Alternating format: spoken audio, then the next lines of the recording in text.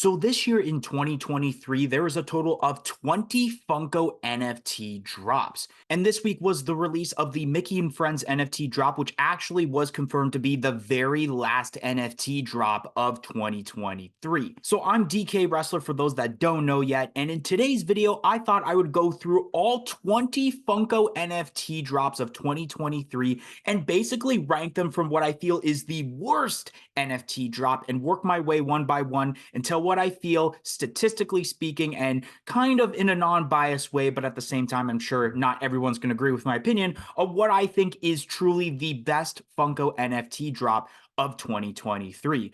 So let's get right to it. So starting off with the worst drop, I actually have to say that it's the very first drop of 2023, that being the Sid and Marty Croft Pictures drop. Now looking at the redeemables right now, and you guys can see on your screen, there are a total of 5, not as many as we usually see with 6. And I feel like with this drop, it's kind of very lackluster because not a lot of people know about Sid and Marty Croft. You have to be in a really particular age demographic, a very older age demographic to really know these characters. And not only that, once again, statistically speaking, the grail right here, Horatio J. Hoodoo, was actually selling for less than $100 USD on the secondary market, making, I'm pretty sure, the least valuable grail in Funko NFT history. And I don't think any other grail has been less than that. And that's because not a lot of people were super hyped for this. I know that this was a drop of like 12,000 packs for each of them for like standards and premiums. This does look cool, but not really a lot of people know what it is. Seymour Spider, when it came to the actual redeemable, actually was super tiny. Sleestock may have been the highest. Jimmy was, I believe, almost less than $20 USD, which marks, I believe, the cheapest legendary. And then the royalty of Freddy Funko's Sleestock, I think they could have done better with this. Next would have to be the Mickey and Friends drop from this week. Now, although this has made history on becoming the first ever Disney Funko NFT drop, I just felt that this wasn't the kind of drop to present as the first one, especially as the first ever drop exclusive. And when you look at these redeemables, it's basically all characters that we've had, basically a ton of pops before, besides the Pete that I've mentioned that basically has never actually had a pop, it's only had a soda. But I do not like the design of how you have black on black with the eyes because it's very difficult to see. The royalty is just kind of a remake of an already existing Mickey pop, so I felt like they could have done so much better when you're presenting the very first NFT drop for Disney. And especially the fact that it is a drop exclusive kind of turned off a lot of people, since a lot of people couldn't get that verification, including myself, working properly so that I can just sell off these on the secondary market. Next up would be the House of the Dragon set, and this is kind of going more personal reaction route, considering that I'm not entirely the biggest fan of the whole Game of Thrones House of Dragon kind of scenario. The pops don't really look that appealing either, and especially later on we do have the common ones of like this character and I believe this character, which were actually the highlights of the set in my opinion. And I think a lot of people really enjoyed the royalty for the most part, but I don't know, like the grail, or no, that's a legendary. What was the grail for that? Wasn't it like Daenerys? Or no, that was the Game of Thrones that I'm thinking of. But regardless, a lot of these just don't seem that appealing, and I believe this one was one of the first sets to not sell out because there was a huge piece count of like 30,000 per premium and standard packs. So with a high piece count like that for an NFT drop, you know that it's not going to really sell out. Next is the Power Rangers Series 2 drop. Compared to the very first series that released last year, this is not even close to being as good as that first set. When you look at the redeemables, maybe Dulcia is pretty cool, and especially when you have the Ivan Ooze Freddy Funko, that is pretty cool, but we should have gotten Ivan Ooze as its own separate character instead of making it as the Freddy Funko, because especially the legendaries are super lackluster when you just have unmasked versions of the different Power Rangers. I think Tommy was the most expensive because that's Jason David Frank, but nonetheless, it was so lackluster, and I even see premium and standard packs going for less than retail resale price on the secondary market, which statistically speaking makes it a very horrible drop. Speaking of another Series 2, Hanna-Barbera Series 2. This kind of goes along with the same route where it's very unappealing characters being made as the redeemables. A lot of people didn't really know about Birdman or Mighty Mightor, which although Birdman does look cool, it's just very super obscure. And then you once again had a Huckleberry Hound as the Grail, and I mean, I do kind of like this one better than the Series 1 version, but it's just, why did we have to get Huckleberry Hound again? I think the only thing that really saved this was the Mr. Jinx with Dixie and Pixie, and even then the royalty of Freddy Funko with the Letterman jacket just didn't seem all that appealing, especially because technically now you have two Huckleberry Hound pops in a way with both the royalty and the Grail. It was very disappointing for super hardcore Hanna-Barbera fans to really want to participate in this drop, although it did sell out. Next is the Stranger Things drop, something that was really highly anticipated when it was rumored because, of course, Stranger Things being a very popular licensor, but it's one of those things that got so overhyped, but then the product we ended up getting was so lackluster. When you look at the different redeemables, this is based off of, I believe, like the picture that is shown in the show where it's the boys dressed up in their Dungeons and Dragons outfit, and then there's the dragon also, so technically the Grail isn't actually a character from the show. And then you look at the legendaries, they're all right, but especially when you have Will the Wise for a second time, but in a different colored outfit instead of the purple ones we had gotten in the normal set, is a little bit lackluster. And the Freddy Funko's Eddie Munson is a lot of people's favorites, but it is in mind because I hate when Funko does Freddy Funko Pops where you can just take a normal Freddy Funko head and take the body of a regular Eddie Munson and just slap it together, and you could just easily save money instead of forking up money for the Funko NFT drop to get this pop, in my opinion. Next up is the Flintstones drop. This was really cool for Hanna-Barbera fans because Flintstones is a big enough IP to where it deserves its own Funko NFT set. Now, as terms of the redeemables, there's only 5, but of course, when you have characters like Barney, and then you have Wilma, which is a little bit lackluster with, I think it's Pebbles, if I'm not mistaken. I really like the Fred Flintstone, not gonna lie, so it makes sense for it to be the Grail. And I think what really saved this was the Dino being its first singular pop instead of either getting the different colored versions that were exclusive to the Funko shop or as a part of the Pop Rides that was also a Funko shop exclusive at some point. And then I do like the incorporation of Freddy Funko as Fred Flintstone, but it's the different version of where he's wearing the water buffalo hat instead of just copying what we have for a regular Fred Flintstone or the Grail in this case. So I thought it was all right. I thought it could have been better though. Next up would be the Nickelodeon Series 2 drop. Once again, the same thing as I mentioned about Power Rangers compared to the Series 1. This was nowhere near as good as the first Nickelodeon set that came out last year. Looking at the redeemables, I believe there was the same amount as Series 1, but there's just something about the choices that are a little off. Like, I mean, the Rocco people were a little bit disappointed on. The Cynthia was pretty cool, but then you have, let's say, examples, the Ed Big Head that no one really cared about. Winslow was cool in my opinion, considering we've never had a Cat Dog pop besides Cat Dog until this point. I think a lot of people were excited about Professor Membrane as turns to Invader Zim. That was a cool license to bring in this drop. And then the Freddy Funko's Reptar, it was all right, but it's nowhere near as amazing as we got with the slimed Freddy Funko from last year, in my opinion. If they would have also added slime onto this pop, I think it could have been a little bit higher up on this list, but there's just something about this that just I felt was a little bit lackluster compared to the previous year's Nickelodeon drop. Next up is the Teen Titans Go drop, which was the second drop of 2023, and this drop was not too bad. There were some characters that looked cool, and there's some that were a bit lackluster. Looking at them, I think the Grail is pretty sweet. I think a lot of people really enjoyed the Titan robot. I think the Aqualad was kind of the lackluster pop of the set no one really cared about, but the Bumblebee was pretty cool. Getting Red Robin is also cool. Of course, you need a Robin for this set. And then Slade was a lot of people's favorite. And then even the Freddy Funko's Beast Boy was a very enjoyable royalty to collect the other cards that aren't legendaries or Grails to possibly obtain. So it was a very enjoyable set, but once again, I think it could have been a little bit better though. Next up is the Jurassic Park drop, and this one wasn't too bad. This is kind of a 50-50 where I feel like it was pretty good, but it was pretty bad at the same time. I think the Grail is definitely one of the best Grails that a Funko has ever done for the NFTs. The Mosquito and Amber is just so cool because you take a tiny thing like a mosquito and then you add that so that it makes it like this big pop. Hopefully it's not as tiny as the Seymour Spider as terms to the actual physical redemption when people start getting this. You knew there was going to be an Alan Grant. You knew there was going to be a Dr. Ian Malcolm, which is kind of like the lackluster part of the set. Ellie Sattler getting her first standalone pop is really cool instead of getting the moments exclusive to Target. And this was kind of a cool pop to add, but I wish it was a Grail, not a Legendary.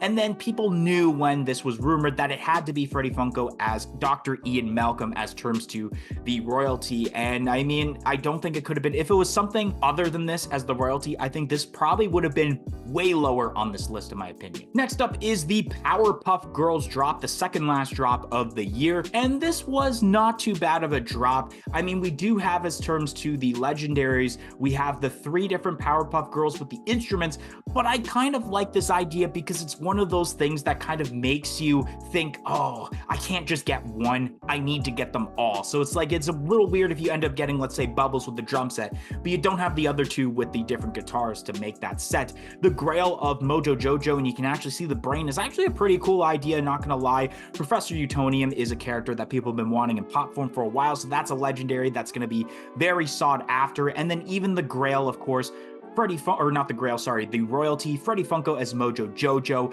That is something that is really cool. It's taking the original mold of Mojo Jojo, adding some sort of Freddie Funko head, and I love the incorporation of the crown on the headpiece there. Next up is the Steven Universe drop. Now, I believe, if I'm not mistaken, this was the first drop under the Cartoon Network banner that was owned by Warner Brothers since they did buy out Cartoon Network. And this is a pretty decent set, even though it is 5 redeemables.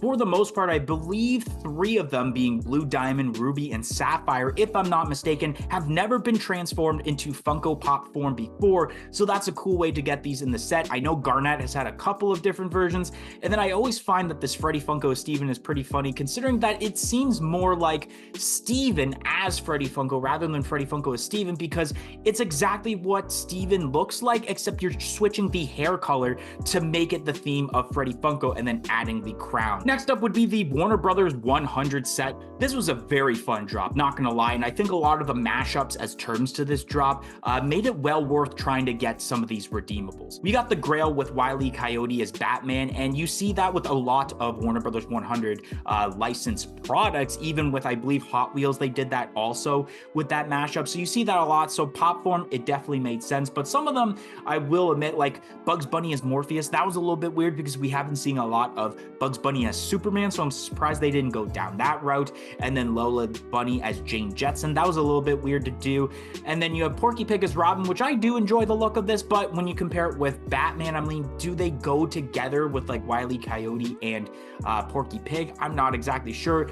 This easily has to be the best mashup they have ever done for either the NFT or the regular Warner Brothers 100 set, with Roadrunner as the Flash. Both characters, they run super fast, so it definitely made sense. And then the royalty was really enjoyable, where you have Daffy Duck as Pennywise. I think Daffy Duck looks absolutely amazing under the face paint, and just they made this pop look so cool, especially with the balloon and it says it. Next up is Dungeons and Dragons, and the reason I put this fairly high up on this list is because it's something so obscure.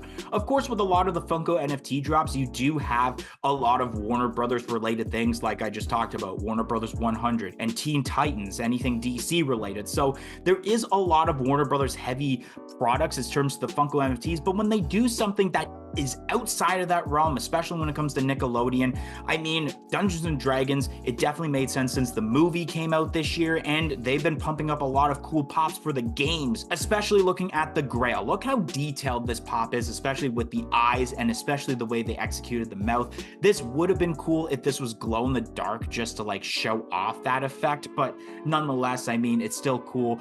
Demogorgon is cool, considering we know about obviously the Demogorgon for Stranger Things, so it was cool that they did that. However, they did do the multi-pack later on for Dungeons and Dragons, where there is a different version of this, but at least they made it different instead of making the exact same pop realistically and slapping in there.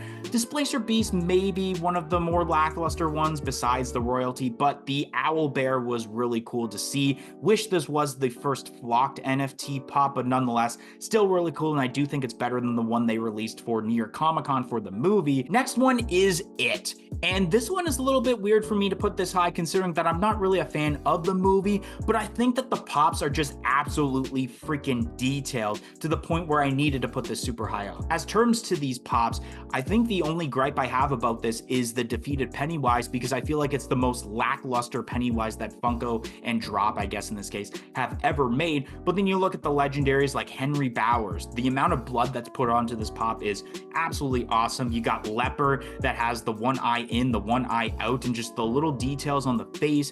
Even Lumberjack is pretty decent. The Patrick Hockstetter, which I believe was the fan favorite of this set, looks cool with the teeth and especially the missing eye once again.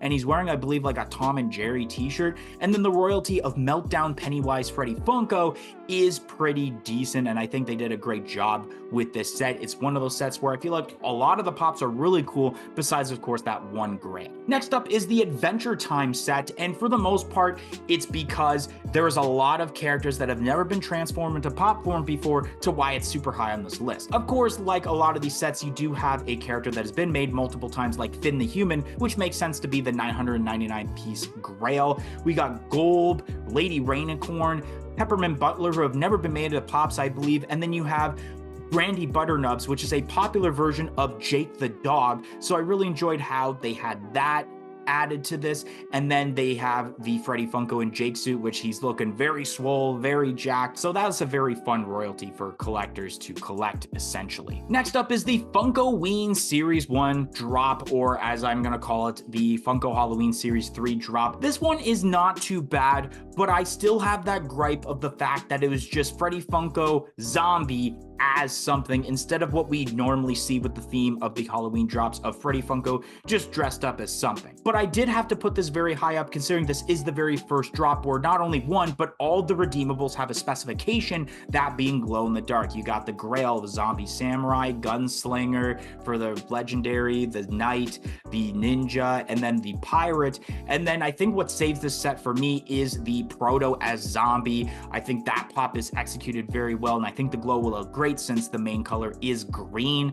But nonetheless, if they do this set next year, I just want them to get out of the zombie theme, or at least make only one of them zombie, and then go back to what made the Funko Halloween set way better than what it was for this year, in my opinion. But let me tell you, there was definitely a better Freddy Funko set this year, and that is the Funko April Fool's set, which only had 3 redeemables, but I guess as the phrase goes, less is more. And so for these redeemables, of course, you have Freddy Funko with the Max Token Head pop, which is really cool, and I wish they would make a Max Token Head pop at some point.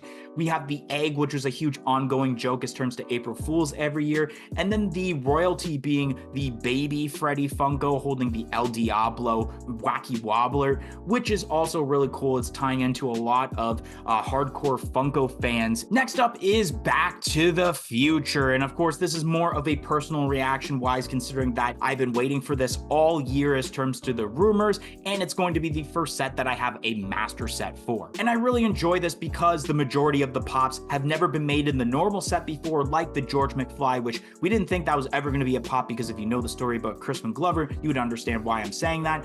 Griff is a character I've been wanting, different version of Biff, and then Lorraine, who has never been made into a pop, is really awesome. The Doc 1885 is cool considering that you have the Marty McFly one they did as a Hot Topic exclusive, so those kind of go hand in hand now. The Undercover Grail is really awesome from the second movie. It's from a crucial part of it, so I'm glad that that's been made. And then even the Freddy Funko with Doc as helmet, or as Doc with helmet, is really awesome. They added the orange hair, and they even made the diagram of the flux capacitor as the crown instead of the triangle as shown originally for the flux capacitor. So I really enjoy those attentions to detail. And even though this was a set where the sale ended and didn't sell out, it was actually, I'm pretty sure, the closest set out of all the ones that have had a sale ended to almost selling out compared to the other drops. So that's got to speak volumes also. And then that leaves with one more set left, the best set in my opinion, DC's The Dark Knight Trilogy drop. This thing was banger left to right, basically no gripes at all besides the tiniest one, and that's about it. First off, you have the Grail, which easily may be one of, if not the greatest Grail in my opinion that Funko has ever done for the NFTs,